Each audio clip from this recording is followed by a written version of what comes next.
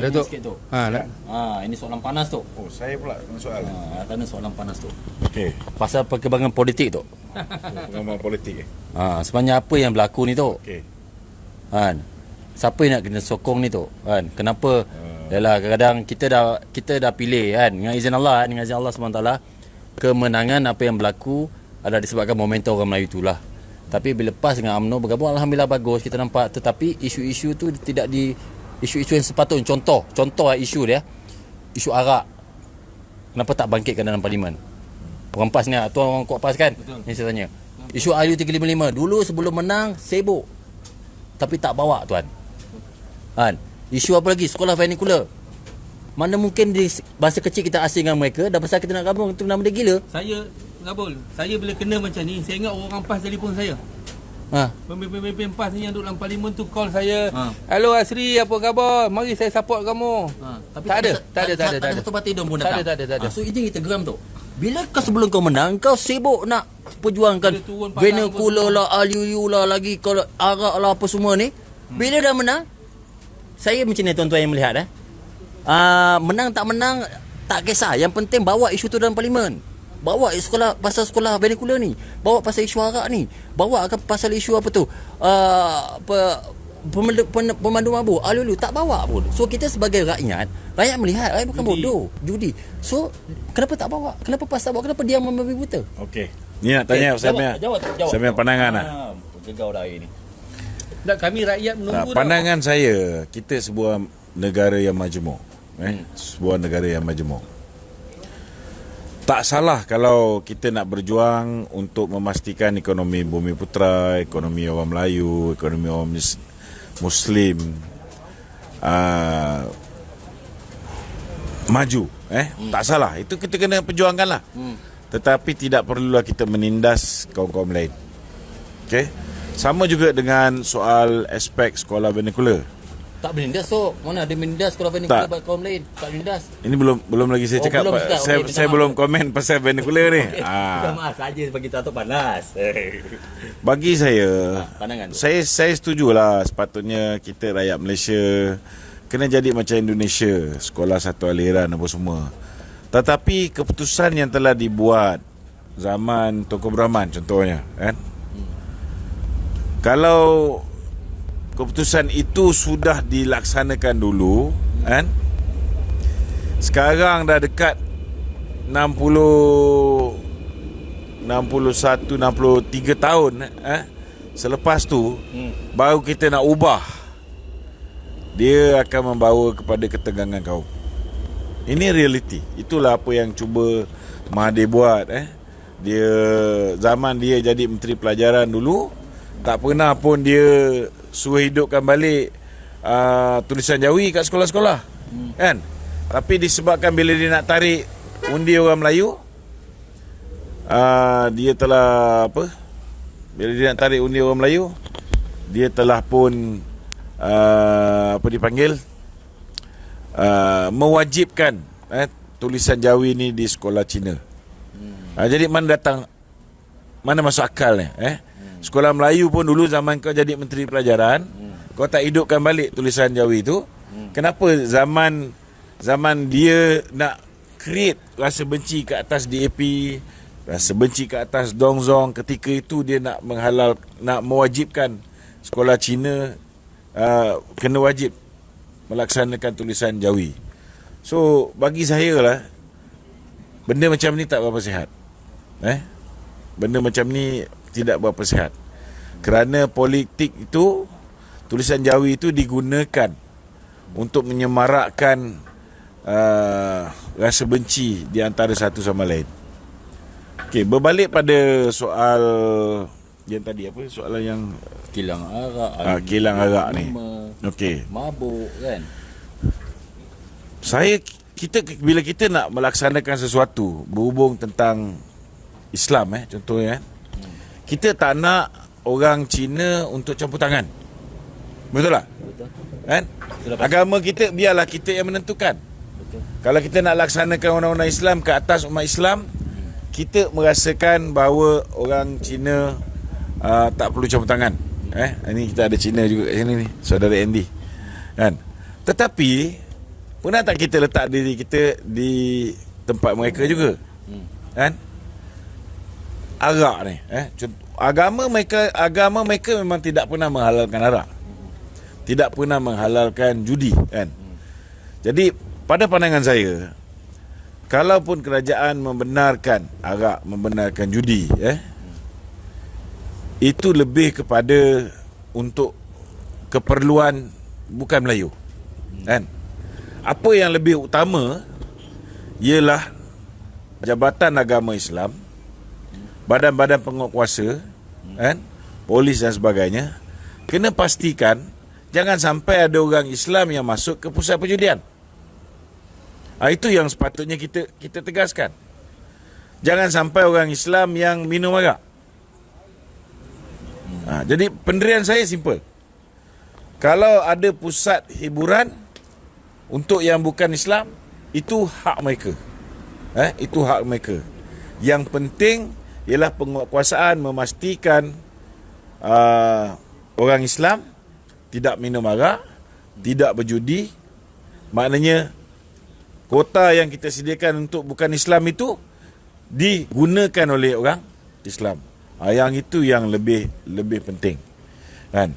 Setengah-setengah tak payah cerita rakyat lah. Setengah-setengah menteri besar, ada satu menteri besar kat negeri Perak, kan?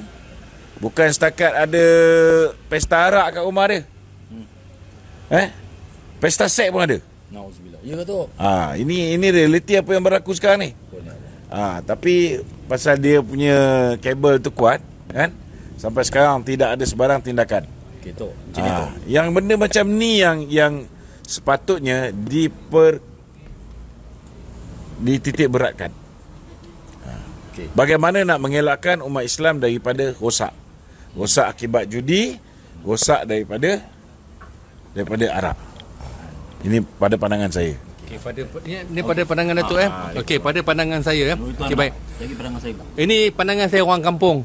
Orang kampung ni saya bukan orang pendidikan tinggi ke, bukan orang politik ke, tak. Saya hanya penjaga burger saja.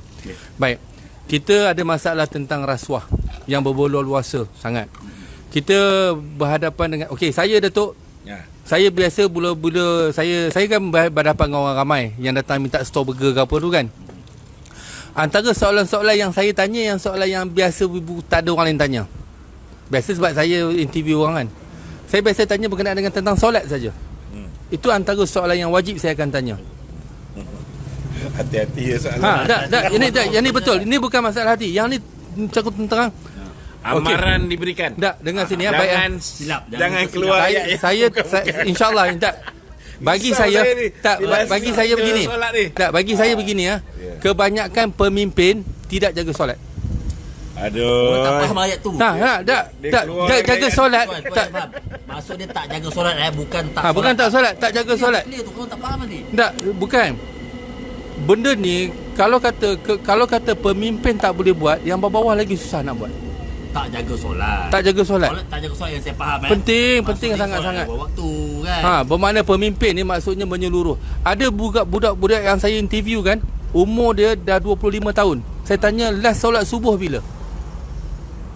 Ada budak yang saya tanya tak tahu langsung doa kunut. Ada yang saya tanya berkenaan dengan rukun semayang langsung tak tahu. Maksudnya pendidikan kita. Kita tak tahu sebab yang pegang benda ni UMNO.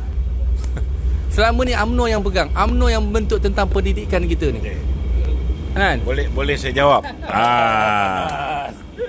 Ini bila dia cakap UMNO ni saya kena jawab lah. Ya, jawab dulu insya-Allah. Pertama sekali saya nak saudara asli cuba tengok filem P. Ramlee. Okey.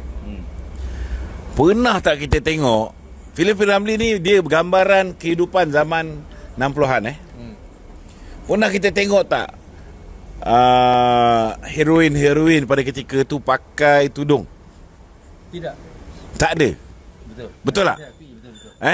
Kalau dia orang mandi kat laut, dia orang pakai apa? Kemban. Mana dia orang pakai bikini, bro?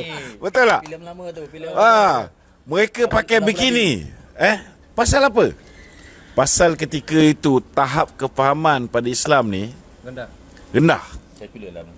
Tapi zaman pemerintahan Barisan Nasional In fact zaman Mahathir sekalipun, zaman Anwar sekalipun, kita tak boleh nak nafikan penerapan nilai Islam tu sangat tinggi. Dan akibat daripada penerapan nilai Islam tu sangat tinggi, akibat daripada usaha kerajaan mewujudkan banyak institusi-institusi Islam, mewujudkan banyak universiti-universiti Islam. Kena ingat ni, yang buat universiti Islam antarabangsa, yang buat universiti Islam Selangor, macam-macam universiti kolej universiti, kebanyakannya adalah kerajaan Barisan Nasional.